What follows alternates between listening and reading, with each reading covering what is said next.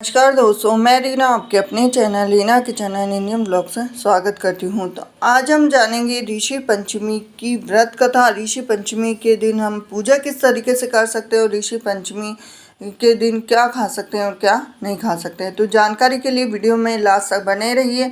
और दोस्तों, वीडियो कहाँ से देख रहे हैं कमेंट करके ज़रूर बताइए।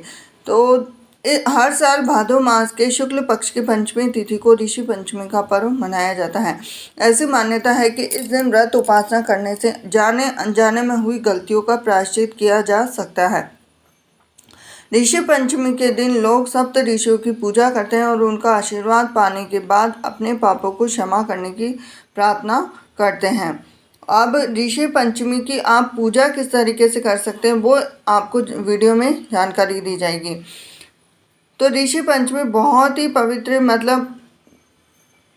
पर्व माना जाता है। तो हर साल भादो मास में ही इसके सबसे ज़्यादा मान्यता। हमसे जाने अनजाने में बहुत सारी गलतियां होती हैं, उनको हमें प्रायश्चित करने के लिए ये व्रत किया जाता है। शास्त्रों में जो सप्त ऋषि हैं, कश्यप, अत्रि, भारद्वाज, विश्वामित्र, गौतम, जमदग्नि और वशिष्ठ बताए गए हैं।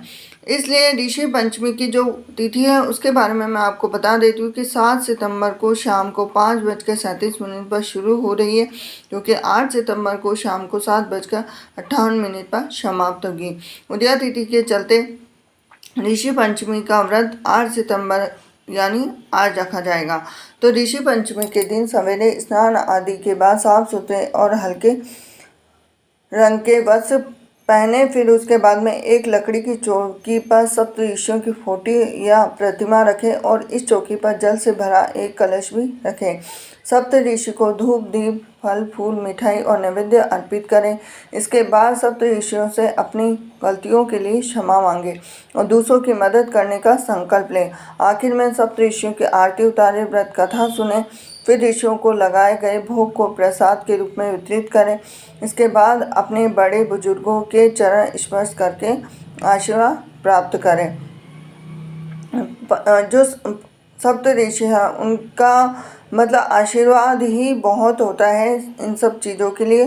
तो दोस्तों, जो ऋषियों की पंच ऋषियों का जो भी व्रत करते हैं उनको अपनी गलतियों का पश्चाताप करने की कोई ज़रूरत नहीं होती है।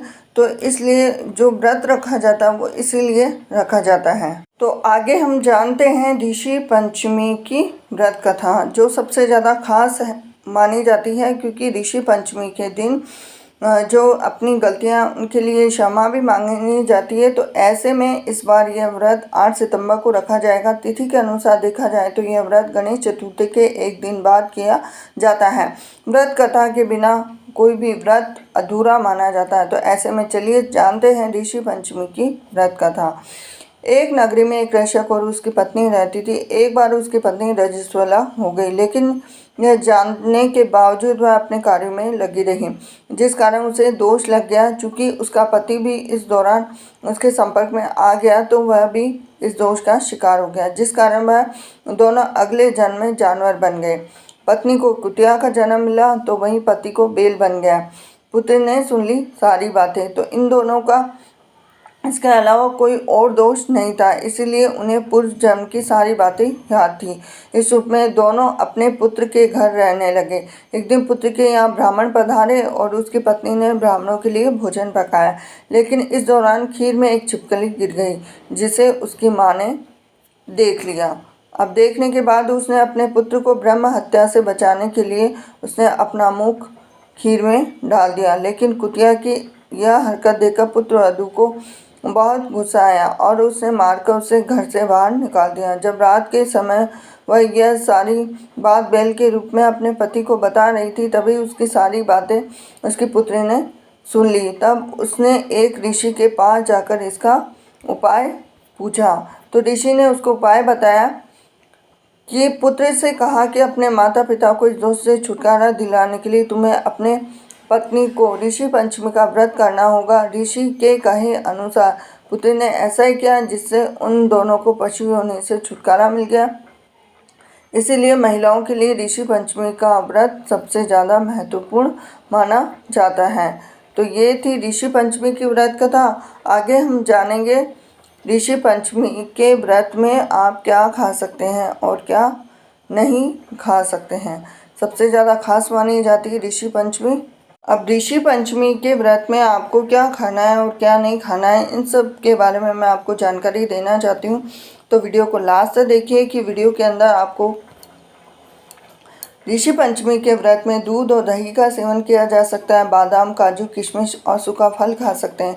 कुट्टू के आटे से बना भोजन जैसे कि पूरी, पराठा आदि खा सकते हैं। सेवइयाँ या दूध या दही के साथ खा सकते हैं। इन चीज़ों के खाने से व्रत नहीं टूटता है। आगे जानकारी देना चाहती हूँ कि ऋषि पंचमी का व्रत कब खोलाया जाता है। जो महिलाएं ऋषि पंचमी का व्रत रखती हैं उन्हें अगले दिन सूर्योदय के बाद ही पारण करके व्रत को समाप्त करना होता है, क्योंकि बिना पारण के ऋषि पंचमी का व्रत अधूरा माना जाता है। इस बात का खास ध्यान रखें कि व्रत रखने वाली महिलाएं पारण से पहले स्नान करें, फिर ब्राह्मणों को भोजन कराएं, दान दें, फिर इसके बाद में अपना व्रत का पारण कर सकते हैं।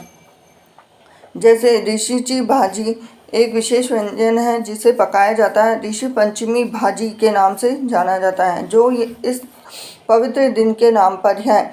मौसमी सब्जियां और कंद फलों का मिश्रण होता है। इसके साथ ही जो ऋषि पंचमी है उसमें सबसे ज़्यादा खास इसलिए माना जाता है क्योंकि इसमें साठी का चावल, जिसे मोर धन भी कहते हैं, और दही खाए जाने की परंपरा है। हल से जुते अन्न और नमक इस व्रत खाने में मना है। तो पूजन के बाद कलश सामग्री को दान करें। ब्राह्मण भोजन के बाद ही स्वयं भोजन करना चाहिए। साठी का चावल, जिसे कि मूर्धन कहते हैं, दही के साथ खाया जाता है। आज के दिन हल से जुटे अन्न जैसे गेहूँ है, ये सब चीज़ें नहीं खाते। जो उपवास में खाते हैं वही चीज़ें खाते हैं। कंदमूल, फल आदि आप खा सकते हैं। दूध दही भी खा सकते हैं।